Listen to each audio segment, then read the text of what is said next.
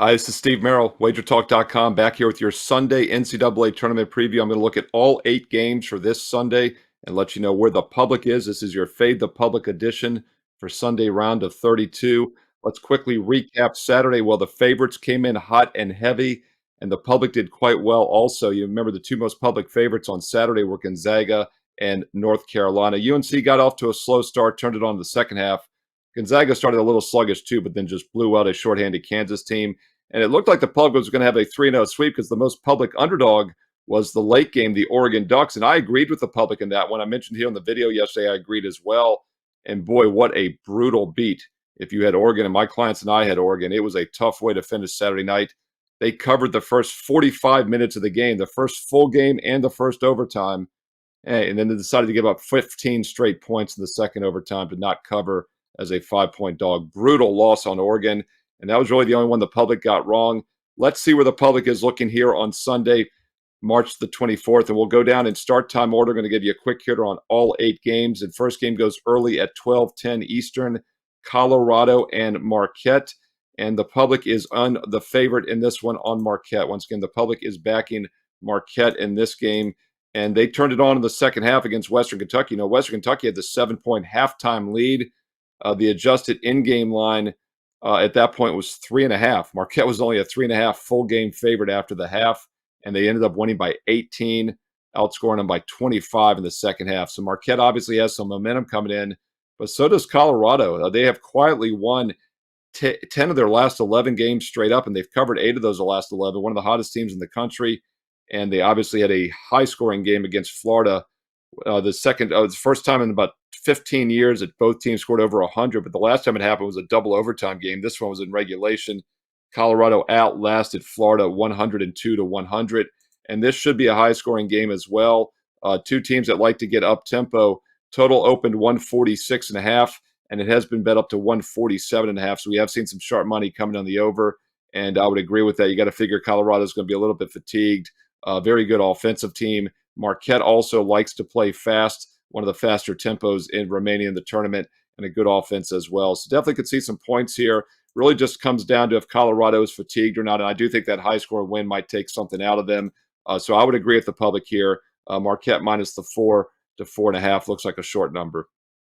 Next game also in Indianapolis is the following game on CBS at 2:40 Eastern, and that is Utah State against Purdue. Purdue opened as a 10.5-point favorite. It's now up to 11.5. Totals holding steady at 149. You know, and I mentioned I thought the Boilermakers would come out focused against an overmatched Grambling State team on Friday, especially after losing to a 16 seed last year. But it was one of those rare instances in which Purdue did not cover the first half, but they covered the full game. You know, Purdue's been the best first half play in all of sports the last several seasons. They often give it back in the second half. And Purdue, by the way, the guy that hit the three-pointer in backup time hit only 3 points all season, and he hit a quote-unquote meaningless 3 to go from 25 to 28 and cover the 27-point spread for the Purdue backers. They were going crazy in Indianapolis, partially because they probably had bets on the game, but also because the guy doubled his point total for the season. This will be a closer game here against a scrappy Utah State team that's averaging 80 points a game, shoots almost 50% from the field. But I do like Purdue in this one. Public, by the way, is pretty neutral. Not much public sentiment in this game. It's pretty much split. But I do think Purdue minus 11.5 is the play in this game. And once again, they've been an excellent first half team over the years. So minus 6 is probably the safer play in this game if you look at the first half line. I didn't like it as much in the Grambling State game because Grambling State had that momentum from playing on Tuesday. In fact, both of the play-in 16 seeds, Wagner and Grambling, covered the first halves, but then failed to cover the full game. North Carolina and Purdue covered the full games. I do think Purdue might be worth a look in the first half here, as that's been their strong spot the last couple seasons. All right, let's keep it going here. We'll look at the next game in start time order, and that's your 5 o'clock Eastern game between James Madison and Duke. JMU, the 12 seed, pulling off the upset against Wisconsin. But how much of an upset was it really? I had JMU in my bracket for my clients. I had them as a strong best bet Friday night plus the points, and they really led from start to finish. Nothing misleading about that game. And the JMU Dukes now have 32 wins on the season, the second most wins in the country of any Division I team. So this is a really good and dangerous underdog. Problem is Duke is really good as well and is a true national title contender. And by the way, ding, ding, red flag alert, the most public underdog on Sunday is James Madison. So once again, This is the public dog play. Now, of course, Oregon was the most public dog Saturday. And yes, they did not cover. But as I talked about at the opener, Oregon was the right side in that game. They lose in double OT as a 5-point dog. They covered the first 45 minutes of the game until double overtime. So the public had it handicapped right, but had a bad result. Now they're on the James Madison Duke. So JMU is the most public dog on Sunday. Duke is actually the slower tempo team in this game, which is unusual because Duke back in the day used to play fast, but JMU does like an up-tempo game, and it's going to come down to how good their offense is and if efficiently they can score, which they've done all season long. But they are a good defensive team as well, 55th on defensive tempo, adjusted efficiency with tempo and schedule strength factored in, and Duke is 22nd. So these are two better defensive teams than people probably realize. And we have seen this total, which opened pretty much around, depending on where you looked, about 148.5, 149 range. It's holding steady right about 148.5, although some of the sharper books have dropped down to 148. So it looks like a little bit of sharp money on the under between James Madison and Duke. But once again, James Madison, the most public underdog for Sunday. That's at 5:15 Eastern. All right, next game is we're about halfway through the Sunday card here. We're looking at Clemson and Baylor at 6 o'clock Eastern, 6:10 Eastern in Memphis, Tennessee. And Baylor currently holding steady as a 4.5-point favorite, and the total hasn't moved either. It's been holding steady right around 145. Baylor's a very good offensive team, but a suspect defensive team. And I do think at some point they're going to be exposed in this tournament. They're the fifth most efficient offense, but they're only 74th on defense. In fact, if you look at all the teams in the top 50 right now, defensively, Baylor is the second worst defense after just Alabama. Every other defense is ranked better in the top 50 of the KenPom ranking. So this is a suspect defense, to say the least. Clemson is 47th on D, 25th on offense, and they do play a slower half-court style like Baylor does. So two teams that like the slow-down half-court style, and I think Clemson is the better team. They do qualify as a good defensive dog in this game. And as far as the public sentiment in this one, a little bit of a lean towards Baylor. The public is on Baylor in this one. So I think this is a situation where we might want to look to fade the public with a good defensive dog in Clemson plus the 4.5 points. Next game on Sunday is Grand Canyon in Alabama at 7:10 Eastern. This one in Spokane, Washington.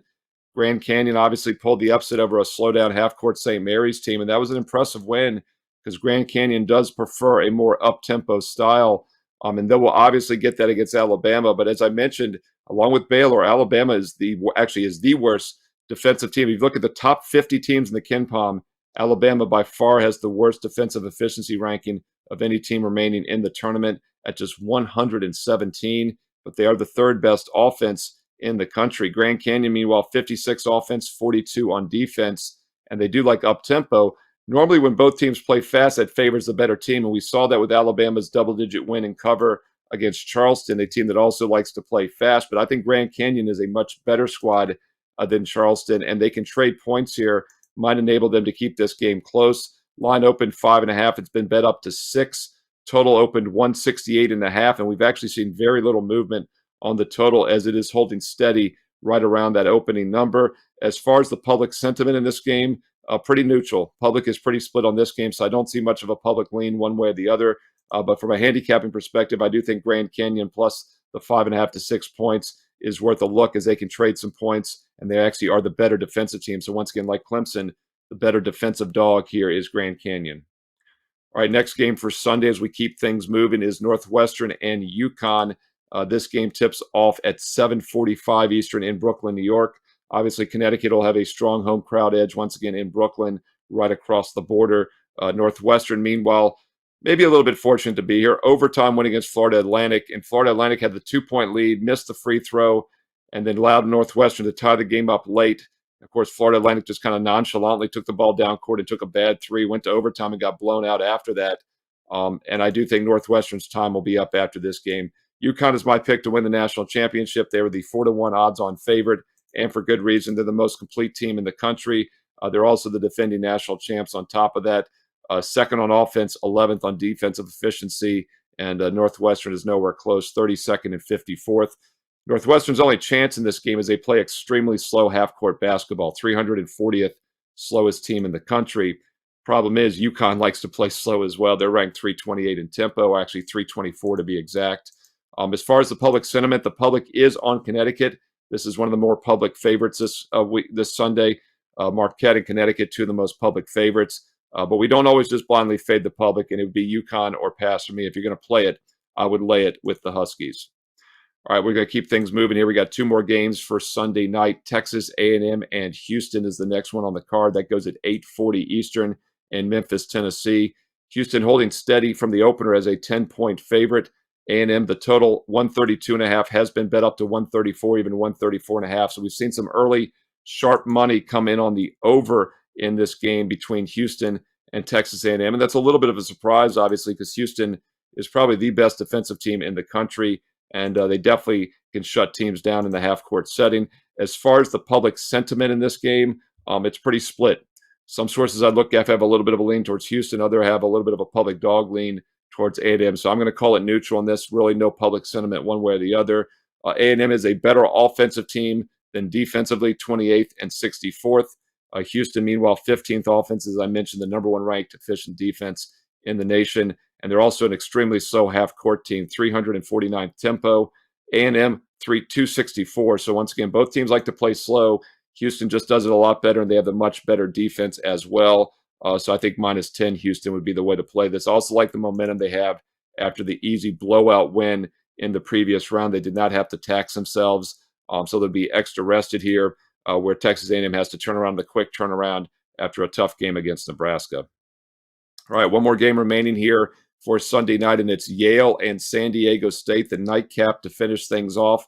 This one does tip off late on Sunday night at 9:40 Eastern in Spokane, Washington. And currently, San Diego State's been bet down a little bit. It opened 6, down to 5.5 across the board. We've seen no movement on the total. Opened 129, and it's pretty much been holding steady there for the last day or so. Yale, of course, pulled the huge upset as a double-digit underdog against the number 4 seed Auburn, who was actually 4th overall in the KenPom ranking. So that was a very impressive win by Yale. It was a good matchup for Yale because they play extremely slow, 328th pace tempo. Auburn, of course, is 58th fastest team in the country, and that did match up well. San Diego State plays much slower, though, as they are 271 in tempo. And because of that, I don't know if Yale has as much of a matchup edge in this game, but they're still a live dog. I had a strong best bet on them on Friday in that upset win against Auburn, and I think at +5.5, +6, that would be the first preferred side in this game as well. Let's take a look to see where the public is on this one. Last I checked, I'd say there's a little bit of a public lean on San Diego State. Nothing crazy, but a little bit of a public lean on San Diego State. So I would look to fade the public in this one with Yale, who I think once again could be a live underdog. All right, that's all 8 games for you in the round of 32 for this Sunday, March the 24th. I'll let you know where the public sentiment is. Once again, the two most public favorites would be UConn and Marquette, and the most public play overall in this round, Baylor also. Baylor, UConn, and Marquette would be the 3 most public favorites, and by far the most public underdog Sunday is James Madison. Hope you found this video useful. If you did, give me a couple quick favors. Thumbs up, like is always helpful. And also comment below. Let me know if you like this content. If you want to see more of it for the Sweet 16 and the Elite 8, please comment below and let me know. And also let me know who you like on the Sunday card. Let's learn and earn and win together. Throw in some analysis. Hey, look, great feedback on Saturday's video. Some great content, some great handicapping analysis. Let's do the same here for Sunday. What are your favorite plays on the board for this round on Sunday in the round of 32? And also click subscribe and hit the bell as well so you know when these free play videos go up each and every day throughout the week. I do a daily NBA recap for all the games on the board. I do college basketball for each round here for the tournament. So hit the bell when you subscribe so you never miss out. And if you want my official best bets for this Sunday college basketball, this is your last chance to get a 7-day all access for just $69 with promo code Merril7.